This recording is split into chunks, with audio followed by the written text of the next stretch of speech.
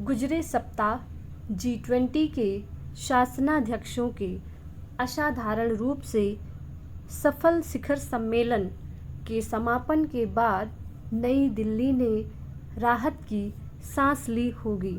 वह उचित ही अपनी उपलब्धियों पर गर्व कर सकती है।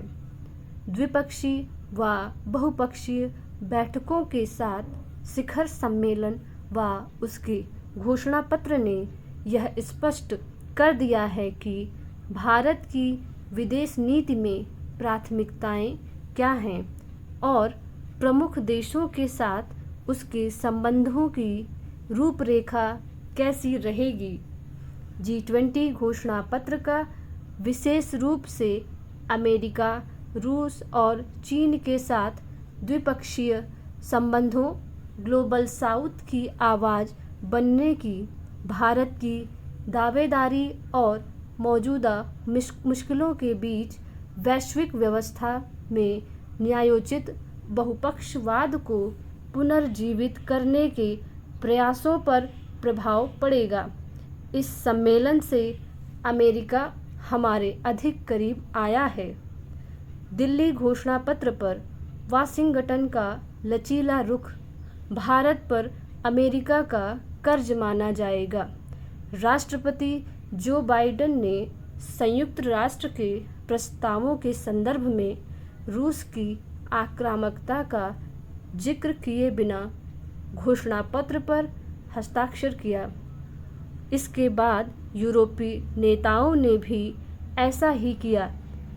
अमेरिका के नरम रुख ने भारत को ग्लोबल साउथ को एकजुट करने और मॉस्को पर सामूहिक दबाव बनाने का भी मौका दिया। बहुपक्षीय विकास बैंक MDB पर तालमेल एक वैश्विक ढांचे के रूप में भारत के डिजिटल सार्वजनिक बुनियादी ढांचे DPI पर रजामंदी या वैश्विक जैव ईंधन गठबंधन में सहयोग से यही पता चलता है कि भारत और अमेरिका आपसी तालमेल से दुनिया को कैसे आकार देना चाहते हैं। भारत पश्चिम एशिया यूरोप गलियारे की घोषणा के महत्व को भी कम करके नहीं आंका जा सकता।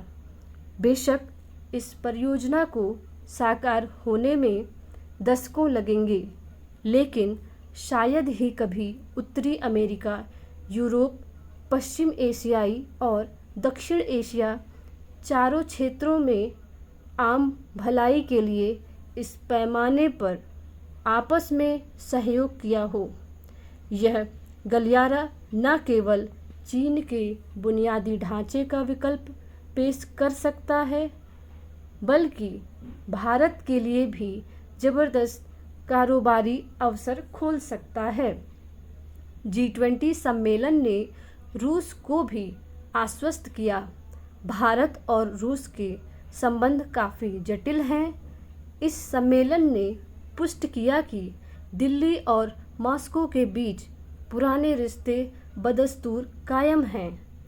इसकी शायद ही संभावना है कि कोई भी देश ऐसा माहौल बनाने में सफल हो सकेगा जो रूस को अंतर्राष्ट्रीय मंच पर चेहरा बचाने का मौका दे, खासकर उस वक्त जब उसने किसी अन्य देश पर हमला कर रखा हो।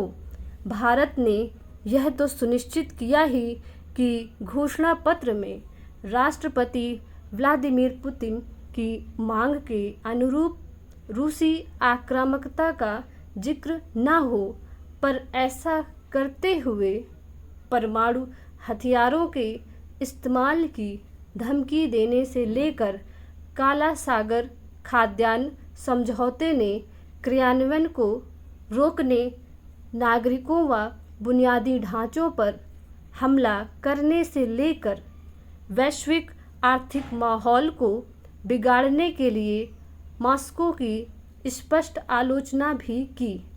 रूसी विदेश मंत्री की भारतीय अध्यक्षता की प्रशंसा बताती है कि नई दिल्ली में जो हुआ उससे मॉस्को खुश है।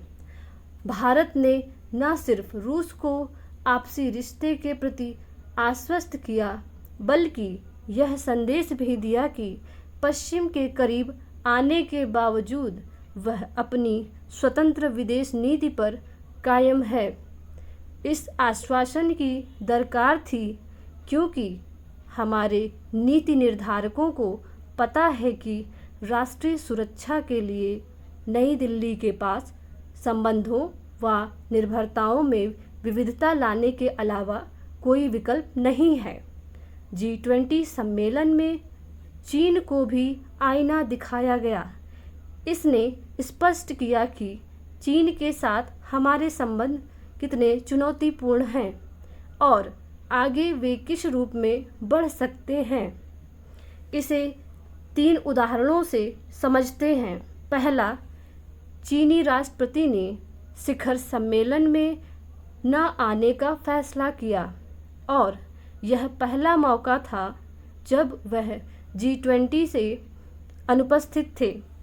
निसंदेह घरेलू मोर्चे पर भारतीय राजनीतिक नेतृत्व के लिए यह सुखद स्थिति थी, क्योंकि शी जिनपिंग के भारत आने और प्रधानमंत्री मोदी से हाथ मिलाने से विपक्ष केंद्र सरकार के कमज़ोर पड़ने की बात कह सकता था, मगर उनका न आना यह भी संकेत है कि चीन का राजनीतिक नेतृत्व भारत की सफलता को बाधित करना चाहता है।